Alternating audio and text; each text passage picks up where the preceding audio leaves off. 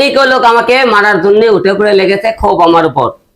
আজকে স্বাধীন বাংলাদেশে আমার উপর অনেকেই রাগ ক্ষোভটা কি আপনারা সবাই জানেন। আপনারা একটা সবাই বলেন তো একটা কথা, এবার ছাত্র রাজনীতিতে আমি ছিলাম কি ছিলাম না? আপনারা বিভিন্ন ভিডিও ভোটে দেখেন, মিছিলে আমি ছিলাম, সাভারে আমি ছিলাম, শাহবাগে আমি ছিলাম, কালকে গণভবনে সেখানে আমি ছিলাম। কোন জায়গাতে আপনারা আমি দেখেননি? বৃষ্টির মধ্যে ছাত্রদের পাশে আমি ভিজা ভিজা আন্দোলন করেছি। অনেকে বলে হিরো আলম ছাত্রদের পাশে ছিল না, অনেকে বলে। কারা বলে? যারা আমাকে আগেও থেকেও দেখতে পারেনি রাজনীতির মাঠে, এখনো দেখতে পারে না, এক শ্রেণীর লোকজনেরা।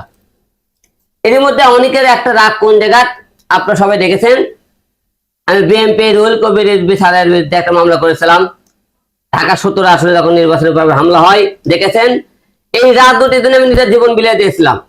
অনেক সন্ত্রাসী বাহিনী আমাকে মারার জন্য অ্যাটাক করেছিল, আমি দেশের জন্য কিছুই করিনি। আপনারা দেখেছেন না কি করছি না করে। এখন আমি মামলা করেছিলাম, আপনারা সবাই জানেন।